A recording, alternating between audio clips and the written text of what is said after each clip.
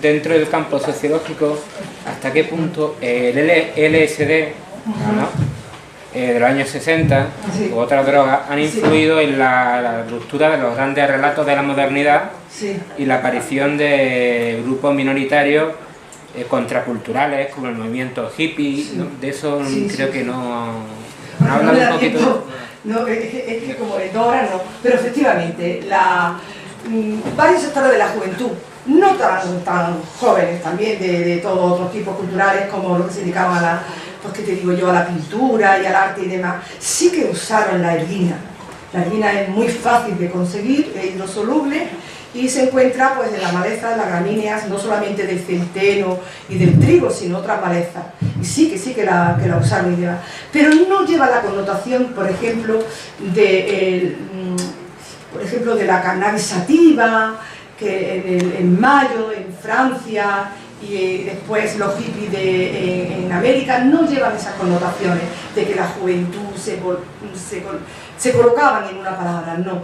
Es como si esta experiencia que tienen estos chavales, porque son más o menos, es como si quisieran descubrir otras vivencias distintas a las actuales, en los cuales se desinhiba de una manera total. Y ahí era cuando venían las consecuencias de que la gente se tiraba por la ventana. Eso es lo que tú querías preguntar a lo mejor, de que se tiraban por la ventana y demás.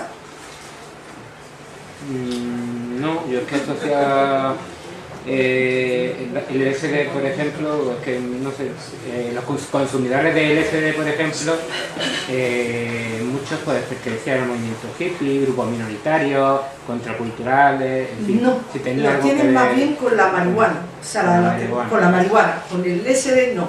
El LSD, y además fue radical, o sea, fue un boom y después ya dejó la gente de consumir lo demás porque había accidentes y bastante graves, o sea, que es que era... que alucinaban de verdad y tenían cuadros psicóticos, o sea, que era bastante. Hay algunos testimonios que dicen que oían colores y veían los sonidos, ¿no? No sé qué mecanismo neurofisiológico hay. Y además cuando tenían un mal viaje le aconsejaba meterse en una habitación toda oscura, todo cerrado, y una persona con ellas tranquilizándole y demás, porque verdaderamente es que se veía como enloquecida, o sea, había que tranquilizarla y tal. Lo hacían en grupo, ¿no? Normalmente.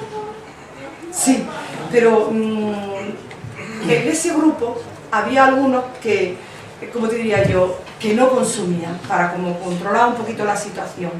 Es como el que se va de marcha al botellón y a uno le toca conducir el coche, pues bebe menos, ¿no? Siempre. Y además cuando también consumen alucinógenos de los hongos, que eso lo hacen en América, Centroamérica y las cordilleras andinas, con la psilocibina, con los hongos psilocibos, semilancelata, que es el sombrerito de la libertad, todos esos consumidores sí se les aconseja, como María Sabina y toda esta gente, que cuando tengan esas experiencias, que no lo hagan nunca solos, que vayan acompañados. Pero son más bien con los hongos, fíjate, no con el LSD.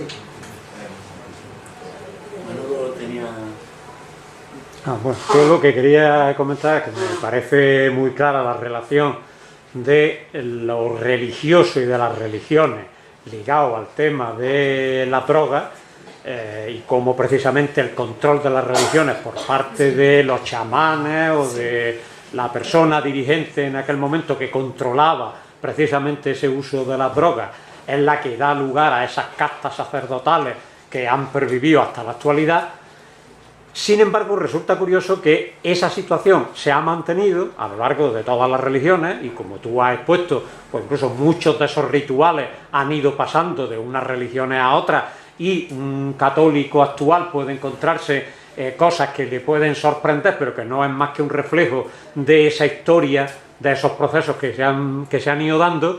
Por tanto, no es algo específico ni propio de lo religioso, pero quería comentar dos cosas, es decir, cómo por una parte eso se ha segregado, es decir, cómo la droga se ha separado por otra parte de lo religioso, y lo religioso se ha quedado más en lo simbólico, aunque todavía pervive en algunas, y esa es mi segunda observación, y es el hecho de cómo en aquellas donde pervive hay la tendencia a reclamar un acomodo razonable a las legislaciones estrictas, como tú has hablado, que es uno de los elementos que habría que modificar, pero bueno, la situación que actualmente hay, jurídica y legal, y nosotros como laicistas lo que pedimos es que haya una ley general para todos, no haya exclusiones ninguna, y sin embargo piden exclusión para el uso y consumo de la droga para cuando tiene fines religiosos frente a aquellos o aquellas drogas que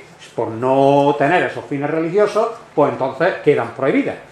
Y entonces pues bueno, pues el peyote en México, por poner un ejemplo, pero bueno, no es el único caso en el que, sobre todo esto se da más en América, que es donde todavía se mantiene, digamos, un poco ese tipo de religiones más indigenistas, y entonces pretenden, en algunos casos lo han conseguido, el tener una legislación que les exima de las prohibiciones que tiene para la legislación general, cuando el consumo es para uso religioso.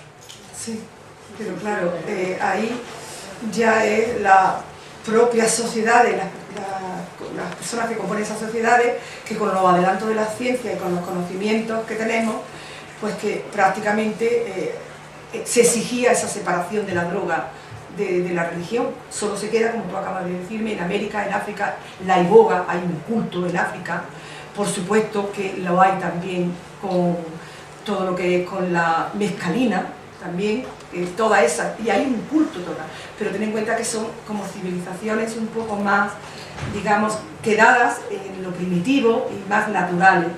Yo creo que ahora lo que es, se pretende, como hay respuestas científicas, digamos, a la mayoría, no todo, a la mayoría de los fenómenos que se van produciendo, pues la gente se queda solo con el cuadro de que por fe creo, tengo una creencia, que tengo fe en esa religión y por eso creo. Y dicen que la fe es un don que Dios les ha dado. Y con eso se separan simplemente. Yo creo que la Iglesia Católica, en este caso, pues ella lo que ha hecho es separar la posibilidad de que podamos tener esa vivencia, ¿no? Y entonces ha prohibido la droga y ellos se han quedado con... Pero la Iglesia no es la que prohíbe la droga, no es la Iglesia, son los estados en los que nos ha tocado, digamos, las legislaciones. Digamos que en ese caso, no creo yo, que al principio sí, iba todo unido, y demás, pero que ahora mismo, indiscutiblemente, debería de ser la gente que comulgue con la religión católica lo que se manifestaran y se expresaran, pero como grupo independiente, como creyentes independientes, pero lo demás lo legisla el Estado en sí, ¿vale? Yo creo, ¿no? Que ahora